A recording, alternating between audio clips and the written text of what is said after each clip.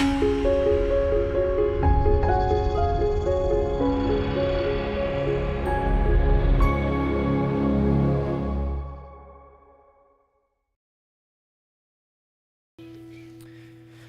right. Ooh, man. The Spirit came ready today. Like, woo, go ahead. You ever, so we were here all day yesterday, and I got to give some mad props to Pastor JP, to Mark, to Josh, to Rudy. Let's see, did I leave anybody out in that? My family was here hanging out for a while. Trying to set all this stuff up. And it's been one of those weeks where you're just like, I have no idea how this Sunday is going to go one bit at all. And then you're just like, okay, so what's going to happen here? And then check this out. My really cool friends from Texas show up. And so Matt and Cassie Fritzky are here. And for those of you who didn't know them, they've just been a part of our world for a very long time. And so I was like, woo, yay, they're here.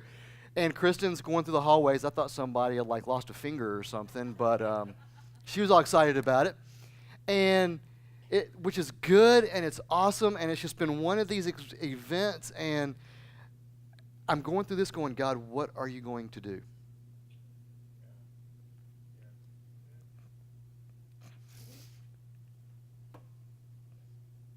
And I want to be excited.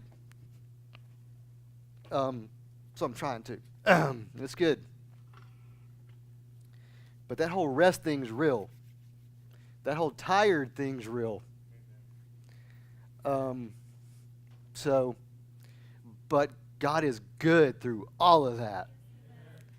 And He's let this be an awesome day because of Him. And that's it. It doesn't got to go anywhere else from there. And for me, that is so critical at junctures in my life, and probably at junctures in your life, where you look at it and go, it's all yours. Whatever you want to do, you're going to do. And you let God take it. And God does incredible things when you let Him take it. We're in our series right now called The Simple Gospel. And the more we have gone through this series, like, my goodness, God just keeps showing some crazy stuff. And we're in this series, and we're in Mark 8, so if your Bible should turn there. And we've gone through Jesus feeding 4,000 people. He's done incredible things. He's taken care of the disciples. People have come up against Him in this. The Pharisees in this chapter here in verse 11 get very upset because they see Jesus doing all of these things. And because of the prejudices of their own life, they begin to go, who gives you any authority to do any of this? Give us a sign.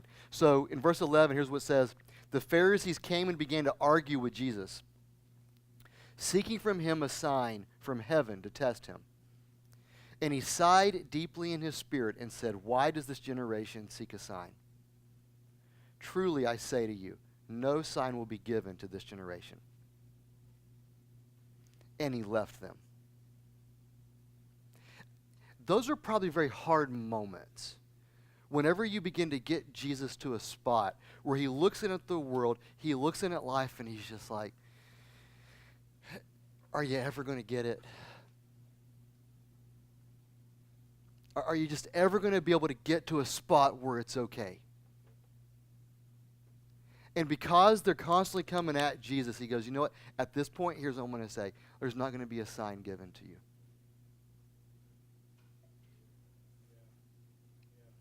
Y'all, there gets to be a spot in the world where it gets to a point where He goes, there's not going to be a sign here. Because what's inside of your heart isn't even wanting to see a real sign from God. And so the next statement that He says here, again, and we took some heat from this before, but check this out. Here's what He says here. And He left them.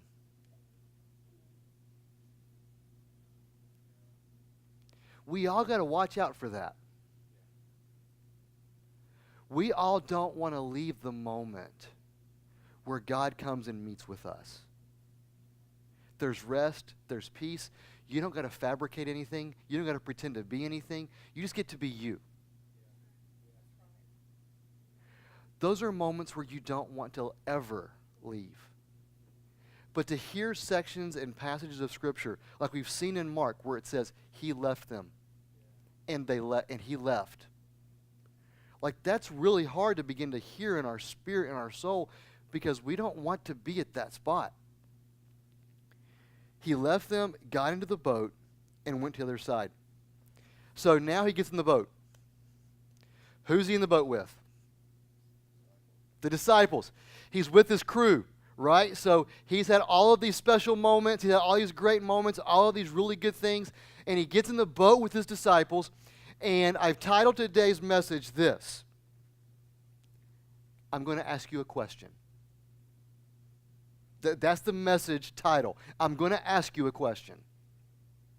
And each one of us gets to hear this question today. So check this out. Here's what happens. They were in the boat. They had forgotten to bring bread. And they had only one loaf with them in the boat. And he cautioned them, saying, watch out. Beware of the leaven of the Pharisees and the leaven of Herod. And they began discussing with one another the fact that they had no bread. So, do you see what's happening here? Let me help you out a little bit. What we have here is Jesus has just talked with some Pharisees, left them, got in a boat, got in this environment.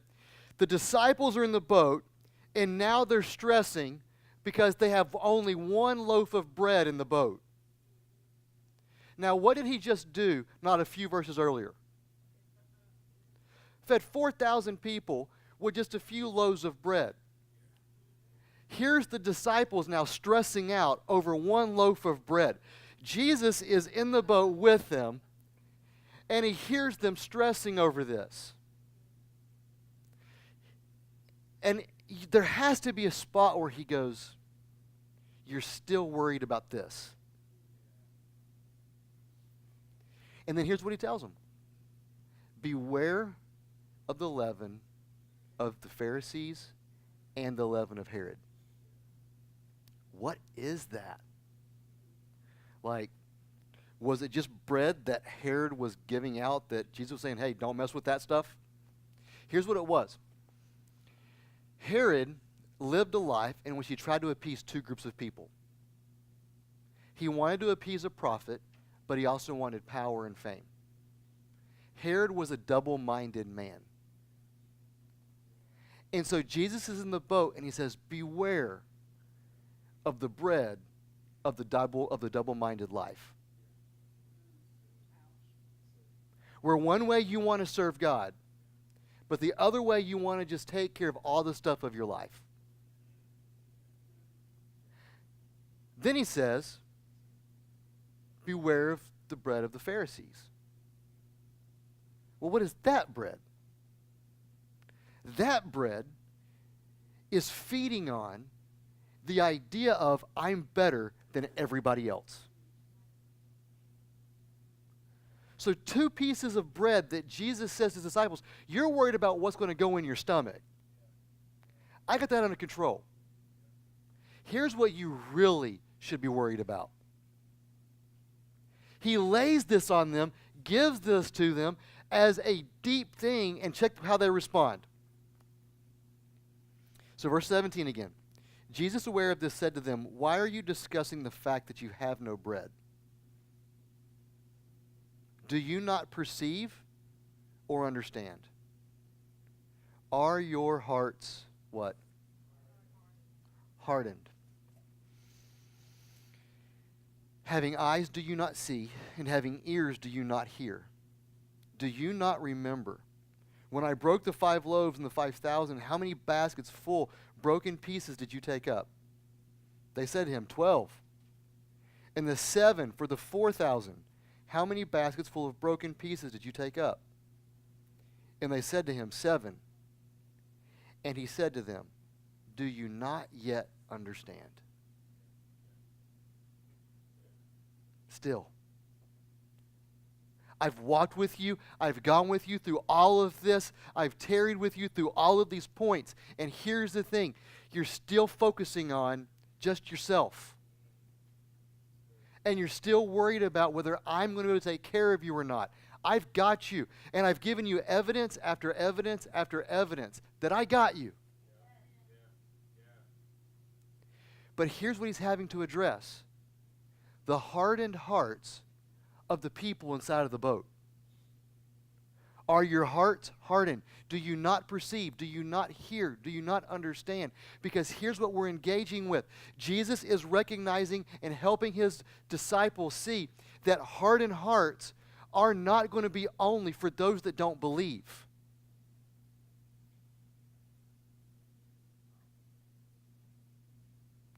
Hardened hearts aren't just for people who don't believe. Hardened hearts are also for people that are in the boat. And you can be in the boat where you go, I'm a disciple and I'm a follower of Jesus. And Satan is wrecking your world.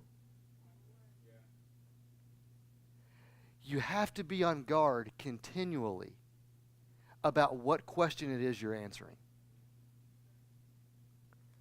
One of the things we find curious about this little section in Mark is this. A lot of questions, not a lot of answers. But here's what we do know about this little passage. Jesus was asking personal questions, which required each disciple to evaluate this personally. This wasn't a group conversation. It was a question that went to the whole group, but each person had to engage this for themselves. Do you see it? Do you hear it? Is your heart hardened? Do you not understand? What is going on? And that's how this little section is left. Do you not yet understand? So my thing that I want to just kind of leave you with today is this. In the midst of his presence, in the midst of the peace that he can give you, do you not yet understand the identity that you get to walk in? The simple gospel allows you to be a child of the King. He's taken care of the bread. Your world will constantly try to show you, okay, I got to care for this. I got to care for this. I got to care for this. I got to work on this. I got to work on that. And Jesus is like, that's not what I want you to worry about. I want you to pay attention to not being double-minded. I want you to focus on me. Let Jesus Christ be the Lord of your life completely today. That's the gospel. That's where the gospel begins to maneuver all of our hearts and all of our lives into. These questions he asked the people in the boat, he doesn't ask them because he's speaking to the crowd. He's talking to the people that have sat with the campfire with him. He's talking to the people that have watched him do miracles. He's seeing the people that are closest to him. What's happening to their hearts? They're getting hardened. Because they're still having to fight the things of this world. They're still having to deal with the repercussions of, if I follow Jesus, what does that mean for my relationships? If I choose to follow Jesus, what does that mean for my finances? If I follow Jesus, what does that do to the religious paradigm that I've always paid attention to, focused on, and owned? And all of these questions continue to run through the minds of the disciples in the boat. And he sees this, and to the point to where it begins to be evidenced in the most simple way. He feeds thousands with a few loaves of bread. The disciples get in the boat with one loaf of bread and begin to be afraid. Could they really have missed it that much? Were they really that unaware of who Jesus was?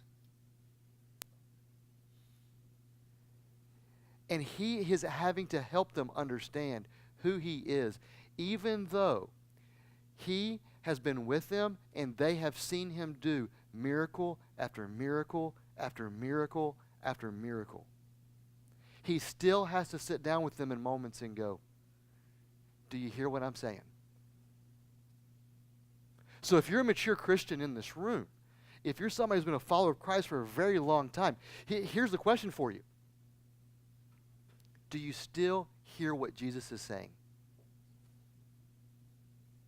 It's not good enough that you were able to see a miracle way back when, and now you've hardened your heart and turned your ears off. Your ears must be opened to the things of God. I say it over and over again. We don't wrestle against flesh and blood, but against principalities, against evil forces, spiritual forces in dark places. Where is your battle?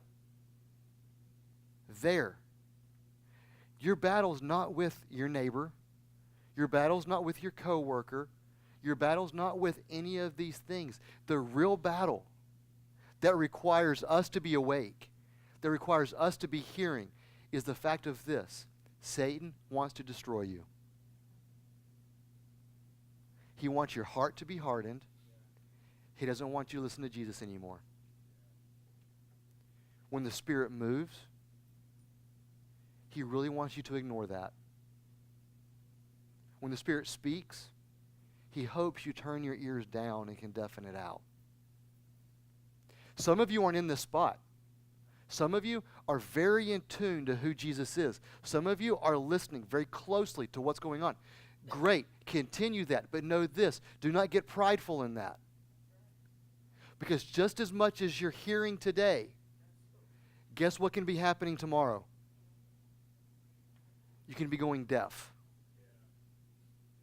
As much as you're seeing the spiritual things today, don't take that for granted. Know that you're in a war. Know that you're in a battle. And the spiritual things you see happening around you, engage those things. When God speaks, you listen. When God moves, you walk in step because you can see where he's moving. Don't take it for granted that you did it before, because today's a new day. The disciples had seen Jesus feed them before from almost nothing. But yet they still had all their attention to one thing. We only got one loaf. What are we going to do? I can't believe we forgot the bread. Can you imagine Jesus? Like, he's come to rescue humanity from their sins. He's come to take the captive and set them free. And what are his 12 closest people talking about? The one piece of bread in the boat, and they're going to die. That's where their focus is. How frustrating do you think Jesus was with that? Do y'all think he was frustrating or graceful in this? This is an honest question. You're welcome to respond. Yeah, probably both.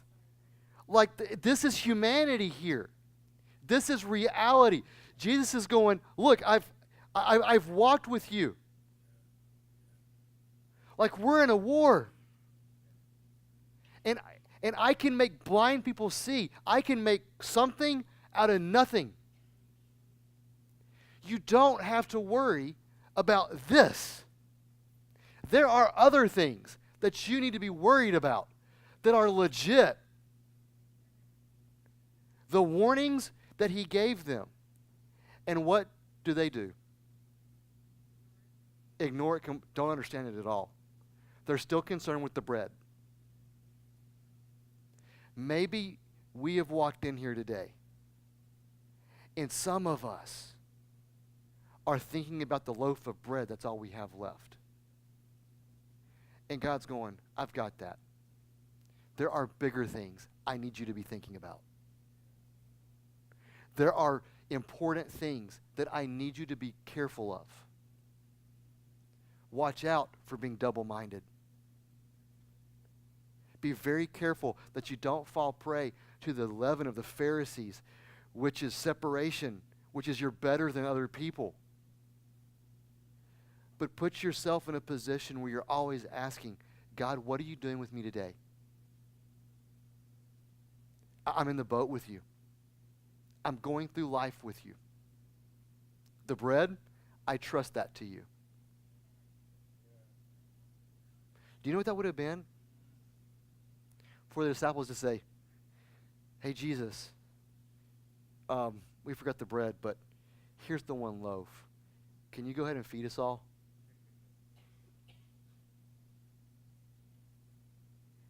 That's faith. But that was faith through sight. They'd seen it happen before. Some of us are having to walk through faith, and we're having to do it without the sight of seeing it done before.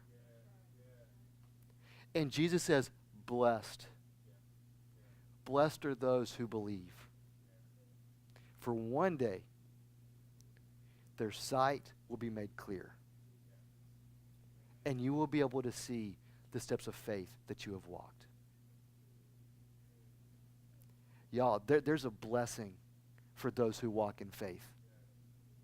There's a feeding that comes for those who walk in faith. So one of the challenges I have for you today is this. Are you walking in faith? It's one of the questions for you, right? And the way you answer that can be very different. What type of faith? How? When? Where? All of this stuff. But it's very simple. Are you walking in faith? And as we walk in faith, the second question is this. Do we hear and see what Jesus is saying and doing in our world? Hopefully you're listening. Hopefully you're seeing. Hopefully you're being sensitive to God. Because there is a lot that he wants to accomplish through you and in you. And it's not because you're perfect, but it's because you're in the boat with the Savior. You're safe in his arms completely. Let's close our eyes and bow our heads.